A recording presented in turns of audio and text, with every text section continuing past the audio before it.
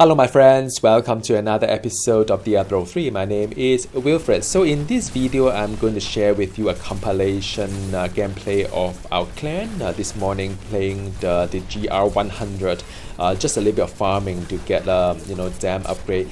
And as I said before, my wife Cup and our friend Dupe, both of them are playing the Demon Hunter Gears of Dreadland. My wife is still trying to get used to the higher rift kind of like damage, and it's been rather rough for her because she's rather new to this new set, but it's part of the learning journey. Then she gets some defeat here and there, but I think overall team is doing pretty alright. All of us are still gearing. I'm still at my initial part of the gearing journey, just one dam augmented around 5 inch, and so it's still a long way to go before I can make this build really work for the high rift. But I think GR100 so far is pretty alright. I'm playing the necromancer Masquerade of the Burning Carnival sets together with Captain Crimson, so pretty fun, I would say. There are a lot of like supporting role, cursing enemies, and with the 3 different kind of curses on the frailty, leech, as well as the cripify. So overall, I think it's a pretty good contribution to the team as well. And I'm not using some of those like runes to reduce the essence cost because I use Land of the Dead. So that give me quite a fair bit of like kind of resources for the essence to support the very high resource requirement of the bone sphere. But so far it's been alright. I have been gearing quite well in terms of the cost reduction, as well as the more importantly the cooldown reduction. And at a high rift, because there's no blood rush, so the Obsidian Ring of the Zodiac proc is just for 2 powers. So one is Bone Armor, another one is Land of the Dead. So long as I manage the Bone Armor pretty well, only pop it when I either I need to because there's a lot of very high damage kind of like a melee kind of mobs around me. I need to stun them, so that is one. Another one is that if my Bone Armor is at risk of falling off the cooldown, the buff, then I'll have to use that to continue my 10 stack of bone armor. But other than that, it's pretty alright. It's a bit of thinking, like I said before many times, I love this build a lot. Unlike quite a few recent characters that I played in the previous seasons, it's a little bit, you don't really need to think a fair bit on what power to use or what skill to use and what kind of build to use. But this time around is a lot of have to pay attention to where things are, and especially when I'm wearing the Nemesis bracer, I have to keep a lookout for any Nemesis kind of shrines, so as to trigger the elite and so on.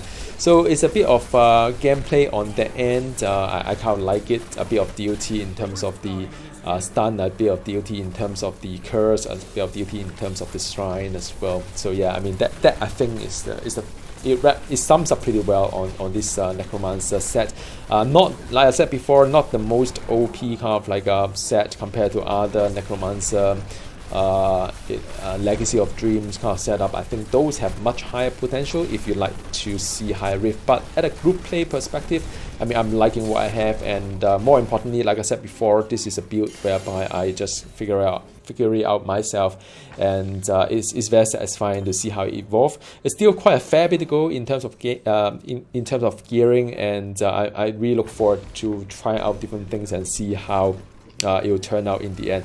But overall, very, very fun. In a way, this Masquerade of the Burning Carnival / Captain Crimson for the Cold Bone Sphere build kind of reminds me of the Crusader, the new set as well. A little bit of it, the Feast of Heaven. But I think it is different in some way. It's less spamming, but more of the thing as well, because there's a cost to Bone Sphere and so on. But yeah, I mean, so far it's pretty tanky.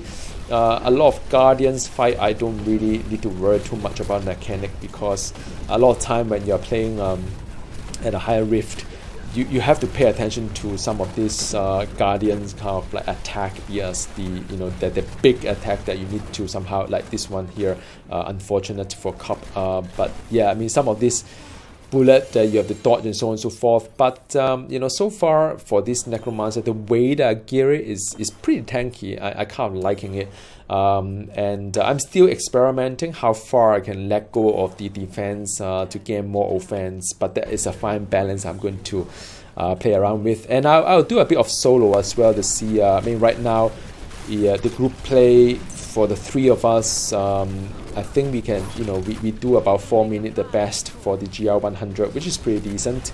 I'm looking forward to see how I can beat my own record in terms of the solo kind of like gameplay. I don't know, because right now I'm using Bane of the Powerful. It's still pretty alright. Because I can rely on the Demon Hunter to do pretty good damage against the Guardian, but I have to test whether if I'm on my own, would that be sufficient, or do I have to switch to Bane of the Stricken, and that would of course have an overall impact, or affect the overall progress of the dungeon as well, because without the Bane of the Powerful you just lose the 20% kind of like a power buff along with the dungeon. So I don't know, we'll see how that goes, and keen to share a little bit more with you once I do a little bit more solo, return to a little bit solo, and see how the whole Necromancer new set / the Captain Crimson is going to play like.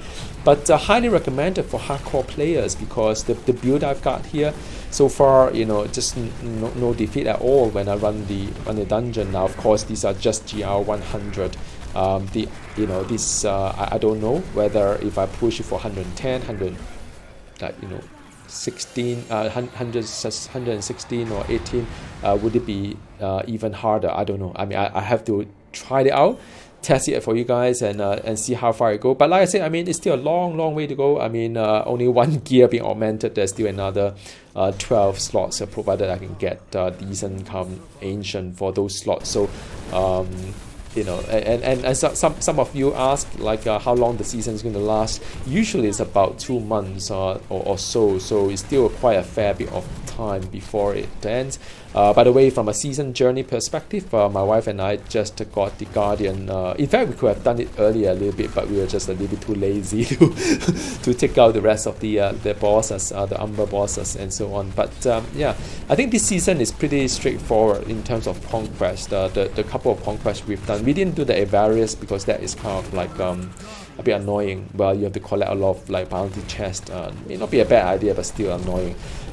So the one that we've got is the Speed Demon. I believe Torment 10 finished the Rift in 2 minutes or so. So that one is pretty easy for us, for the two of us. Just need to farm the Knight's map, and that's done. Then I've got the other two, I can't quite remember. Yeah, Cursed Chest. I got my friend ping us, and we did it second try. First try we did a T13, then we just shot off a few of them, then we do another one, T10, then we got it sorted as well. I believe there's one more, I can't quite remember what I've done, but yeah, pretty straightforward. I hope you enjoy this season. It's the effect aside, I do find the pets rather nice, interesting. You see a little pet there, the three of them. Yeah, that's the one that you've got when you finished your Guardian. All right, so I'll talk to you again soon. Goodbye.